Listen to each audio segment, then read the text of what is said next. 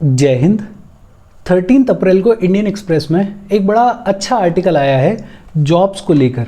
ये जो हमारे एम्प्लॉयमेंट के क्राइसिस हैं उसको लेकर बहुत खूबसूरत आर्टिकल आया है इंडियन एक्सप्रेस में।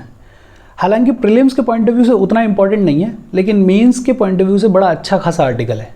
आर्टिकल टाइटल्ड है जॉब नंबर 1 और किसने लिखा है? भास्कर चक्रवर्ती ने। बेसिकली भास्कर चक्रवर्ती साहब इस आर्टिकल में बात कर रहे हैं कि हमारे कंट्री में जॉब्स का स्टेटस क्या है, चैलेंजेस क्या हैं जॉब क्रिएशन में, और जॉब क्रिएशन कैसे किया जा सकता है, वे फॉरवर्ड क्या है। इंट्रोडक्शन के तौर पे भास्कर लिखते हैं कि Mark Zuckerberg's Meta is opening first data centre in India. Meta जो है वो अपना फर्स्ट डेटा सेंटर ओपन कर रहा है रिलायंस इंडस्ट्रीज़ के चेन्नई वाले कैंपस में। ये न्यूज़ कुछ दिन पहले आपने सुनी होगी। तो इसको कोट करते हुए भास्कर साहब सरकेज़म में ये बोलते हैं कि ये जो मेटा का नया डेटा सेंटर इंडिया में ओपन किया जाएगा, इसकी वजह से लगभग 30 नए जॉब्स क्रिएट हो जाएंगे। बट मैकेंसी की रिपोर्ट के हिसाब से हमारे कंट्री को बाय 2030 लगभग 90 million new non farm jobs create करने की ज़रूरत है। क्या कह रहे हैं मैकेंसी की रिपोर्ट कि 2030 तक हमारे कंट्री को लगभग 90 million new non farm jobs, farms के बाहर जॉब्स क्रिएट करने की ज़रूरत है। और सरकेज़म में मेटा के फर्स्ट डेटा सेंटर को कोट करते हुए भास्कर लिखते हैं कि कम से कम 30 नए जॉब्स तो क्रिएट हो गए हैं, कम से कम एक स्टेप तो हमने ले लिया है जॉब क्रिएशन की डायरेक्शन में। फिर आगे चलते हुए भास्कर बात करते हैं कि इंडिया में जॉब्स का स्टेटस क्या रहा है, चैलेंजेस क्या रहे हैं और वे फॉरवर्ड क्या है। मेंस के पॉइंट ऑफ व्यू से बड़ा अच्छा आर्टिकल है, इसी के बारे में आज अपन बात करेंगे। आगे बढ़ने से पहले वीडियो को लाइक और शेयर कर दो और चैनल को सब्सक्राइब कर लो। देखो, सबसे पहले तो status of jobs in India.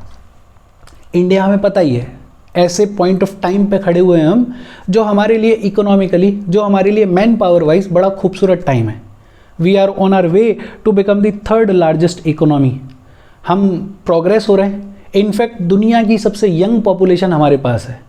सब कुछ आइडियल है, लेकिन प्रॉब्लम ये है कि ये जो वर्किंग एज पॉपुलेशन है, इस वर्किंग एज पॉपुलेशन में से एक्चुअली जो लोग काम कर रहे हैं वो सिर्फ 46.6% के आसपास लोग हैं।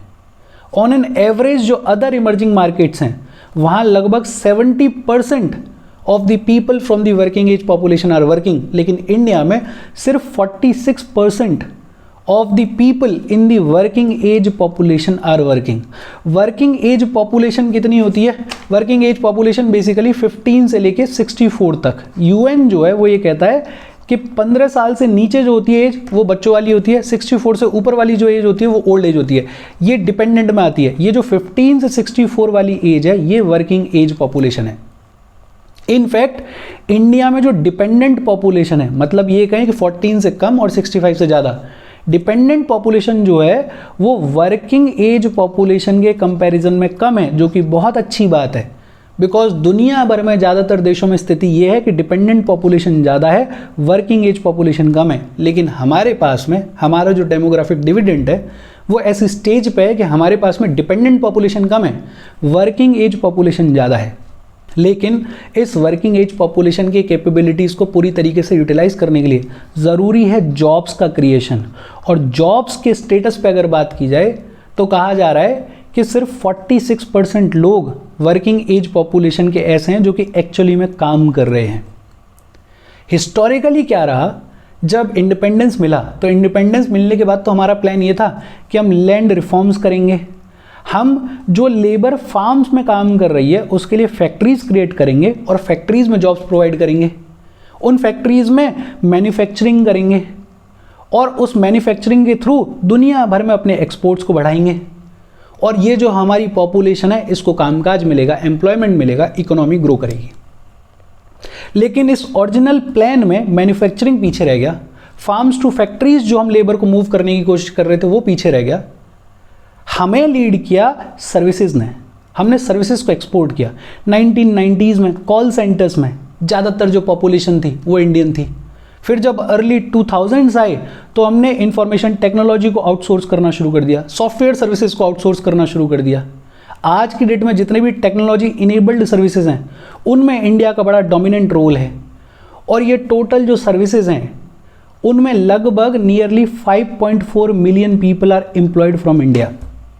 लगभग 54 लाख लोग जो हैं उनको नौकरी देता है हमारा सर्विसेज सेक्टर।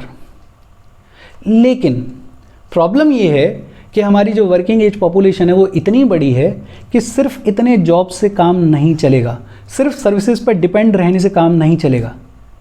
जब जानकार लोगों से पूछा जाता है तो वो तो ये रिकमेंड करते हैं कि अगर नए जॉब्स क्रिएट करने हैं तो हमें हाई एंड सर्विसेज की तरफ मूव करना पड़ेगा। जैसे R&D पे फोकस करो, डिज़ाइन पे फोकस करो। जब हम हाई एंड सर्विसेज पे फोकस करेंगे तो ऑटोमेटिकली जो हाई एंड सर्विसेज पे डिपेंडेंट लो स्किल्ड सर्विसेज हैं वो भी ग्रो होंगी, उनकी भी डिमांड बढ़ेगी, और जब उनकी डिमांड बढ़ेगी तो और ज़्यादा लोग जो हैं वो सर्विसेज में एम्प्लॉय होंगे, उनको नौकरी मिलेगी। लेकिन प्रॉब्लम है, चैलेंजेस क्या हैं? हमारी जो वर्किंग एज पॉपुलेशन है वो लगभग 950 मिलियन स्ट्रॉन्ग है। 950 million people are in the working age population category. और आजकल जब हम बात करते हैं सर्विसेज सेक्टर की, तो सर्विसेज सेक्टर में हाई एंड सर्विसेज की डिमांड है, और इन हाई एंड सर्विसेज के लिए चाहिए हाईली स्किल्ड लेबर। बट हमारी जो 2023 की इंडिया स्किल्स रिपोर्ट है वो दिखाती है मैसिव स्किल डेफिसिट। वो कहती है कि हमारे यहाँ पे जो वर्किंग एज पॉपुलेशन है उसके पास में हाई लेवल के स्किल्स नहीं है। Only half of the young Indians are employable currently.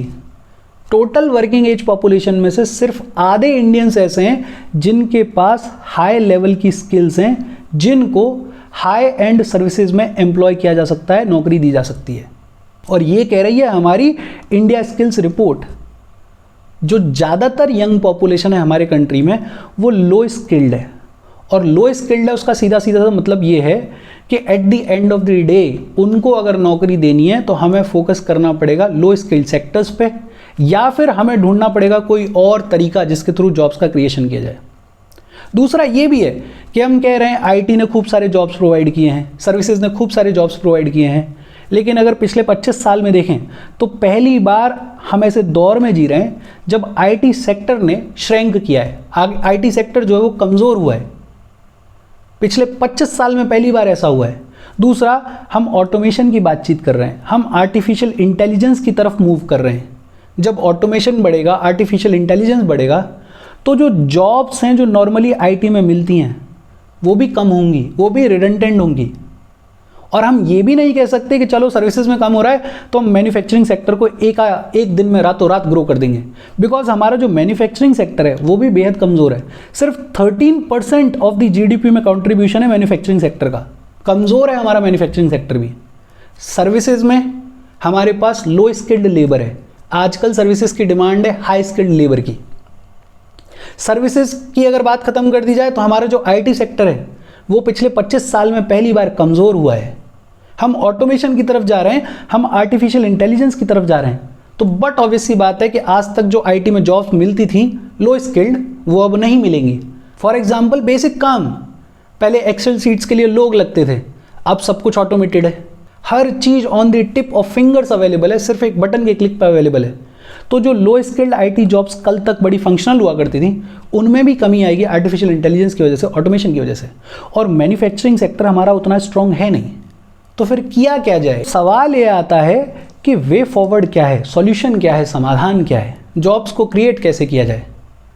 और जॉब्स कैसे क्रिएट किए जाए उसके लिए भास्कर 3-4 मेथड्स बताते हैं।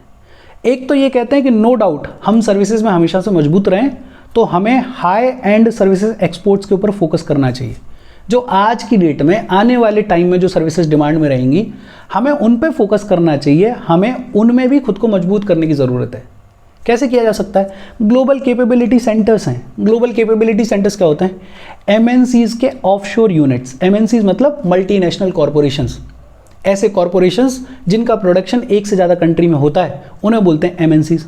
इन एमएनसीज के ऑफशोर यूनिट्स, छोटे छोटे यूनिट्स लगा दें हम अलग अलग देशों में जाके, और ये जो ग्लोबल कैपेबिलिटी सेंटर्स हैं ये हर एक तरीके की सर्विस पे फोकस करें जो आजकल डिमांड में है, जो आने वाले टाइम में डिमांड में हो सकती हैं। जो भी सर्विसेज की डिमांड है दुनिया भर में उन सब को प्रोवाइड करें, हम उन सब पे फोकस करें, उन सब में खुद को मजबूत करने की कोशिश करें।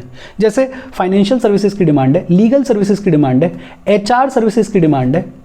ग्लोबल कैपेबिलिटी सेंटर्स जो हमारे एमएनसीज के हैं वो इन सारी सर्विसेज को प्रोवाइड करें। आने वाले दौर में साइबर सर्विसेज की खूब सारी डिमांड है, एनालिटिक्स की खूब सारी डिमांड है, आर्टिफिशियल इंटेलिजेंस आए दिन बदल रहा है, इसमें खूब सारी सर्विसेज की डिमांड है। तो क्यों ना हम हाई एंड सर्विसेज में अपने एक्सपोर्ट्स को मजबूत करें। आज की डेट में लगभग 1500 ग्लोबल कैपेबिलिटी सेंटर्स हैं जो कि लगभग 1.6 मिलियन लोगों को एम्प्लॉय करते हैं, और एक्सपेक्ट ये किया जा रहा है कि बाय 2030 ये ग्लोबल कैपेबिलिटी सेंटर्स लगभग 4.5 मिलियन लोगों को रोजगार देंगे, एम्प्लॉय करेंगे। तो ये जो हाई एंड सर्विसेज का सेक्टर है ये बड़ा ग्रो करने वाला सेक्टर है।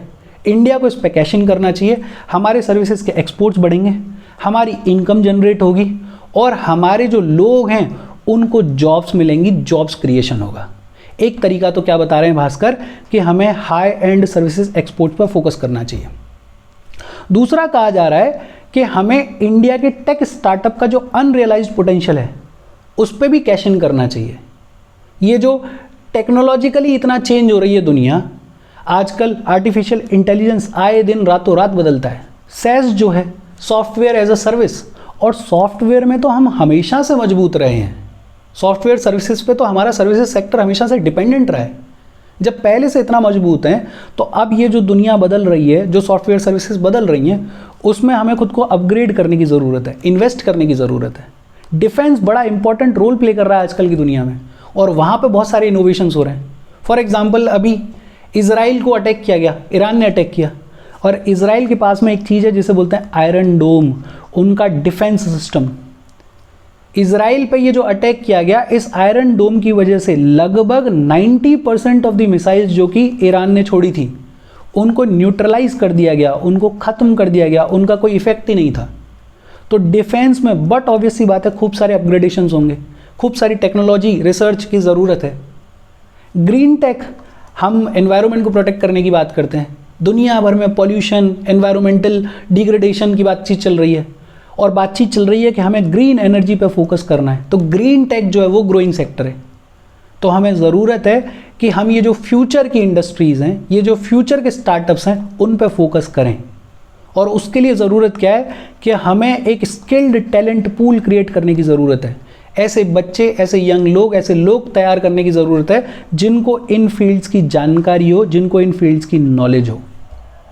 पहला तरीका बता रहे हैं कि हाई एंड सर्विसेज एक्सपोर्ट्स पर फोकस करो। दूसरा, जो हमारा इंडियन टेक स्टार्टअप है उसको और मजबूत करो।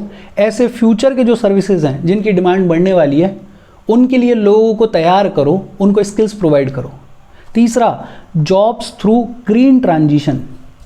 ग्रीन एनर्जी की रोज बातचीत हो रही है, एनवायरनमेंट को प्रोटेक्ट करने की रोज बातचीत हो रही है।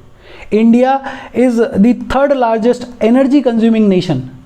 हम खूब एनर्जी कंज्यूम करते हैं, और आगे जैसे जैसे बढ़ेंगे वैसे वैसे एनर्जी की डिमांड बढ़ती जाएगी। इनफैक्ट जब रिन्यूएबल एनर्जी की इंस्टॉल्ड कैपेसिटी की बात करें तो हमारा नंबर 4th है।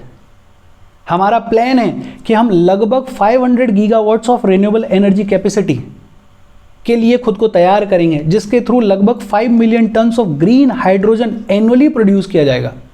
वर्ल्ड इकोनॉमिक फोरम ये कहता है कि लगभग 50 million net new green economy jobs create होंगे इंडिया में। अगर हम इन टारगेट्स को अचीव करते हैं तो इसके प्रोसेस में लगभग नए 50 million new green economy jobs create होंगे इंडिया में। और जब इतने जॉब्स का पोटेंशियल है इस सेक्टर में, तो क्यों ना इस सेक्टर पे और इन्वेस्ट किया जाए, क्यों ना इस सेक्टर पे और फोकस किया जाए। फिर इसके अलावा भास्कर कहते हैं कि focus on manufacturing as well. हम ये नहीं कह सकते हैं कि मैन्युफैक्चरिंग नाम की जो ट्रेन है वो निकल चुकी है, अफोर्ड ही नहीं कर सकते हम, क्योंकि हमारे पास इतनी वर्किंग एज पॉपुलेशन है कि अगर उनको फार्म से निकाल के फैक्ट्रीज में लेकर आना है तो हमें मैन्युफैक्चरिंग पे फोकस करना ही करना पड़ेगा। We can not afford to slam the door on manufacturing. हाँ, हमको एक चीज़ ध्यान रखने की ज़रूरत है कि ये जो हाई प्रोफाइल प्लान्स हैं हमारे मैन्युफैक्चरिंग के, कि हम टेस्ला के थ्रू मैन्युफैक्चरिंग करेंगे, हम सेमीकंडक्टर्स में मैन्युफैक्चरिंग करेंगे, हम आईफोन्स का मैन्युफैक्चरिंग अपनी कंट्री में करेंगे, ठीक है, हाई प्रोफाइल प्लान्स हमारे होने चाहिए। बट उससे ज़्यादा इंपॉर्टेंट है कि हम स्मॉल एंड मीडियम मैन्युफैक्चरिंग की तरफ भी ध्यान दें। जो छोटे छोटे यूनिट्स हैं मैन्युफैक्चरिंग के, उनको एम्पावर करने की तरफ ध्यान दें। ऐसे सेक्टर्स जिनमें ऑटोमेशन उतना ज़्यादा नहीं है, जिनमें लेबर की रिक्वायरमेंट ज़्यादा है, तो जो हमारी लो स्किल्ड लेबर है उसको भी जॉब्स मिलेंगे। जॉब्स मिलेंगे, इकोनॉमी ग्रो होगी, इकोनॉमी ग्रो होगी तो ओवरऑल कंट्री की ग्रोथ होगी। बेसिकली 4 तरीके बता रहे हैं भास्कर वे फॉरवर्ड में सॉल्यूशन के तौर पे। एक तो हमें हाई एंड सर्विसेज एक्सपोर्ट्स पर फोकस करने की ज़रूरत है। दूसरा, जो अपकमिंग टेक स्टार्टअप्स हैं उनमें हमारा जो पोटेंशियल है, हमारी जो यूथ है उसको और ज़्यादा स्किल्स प्रोवाइड करने की ज़रूरत है। ग्रीन ट्रांजिशन पे हम फोकस कर रहे हैं, उसके लिए हमें और मेजर स्टेप्स लेने की ज़रूरत है। और फाइनली हम मैन्युफैक्चरिंग को मिस करने की हिमाकत कर ही नहीं सकते हैं, मैन्युफैक्चरिंग पे भी हमें फोकस करने की ज़रूरत है। हाई प्रोफाइल मैन्युफैक्चरिंग तो है ही, लेकिन उसके साथ साथ हमें स्मॉल एंड मीडियम मैन्युफैक्चरर्स पर भी ध्यान देने की ज़रूरत है। और इसके साथ आज की बातचीत खत्म हो गई। कोई डाउट हो तो please comment. Thank you very much.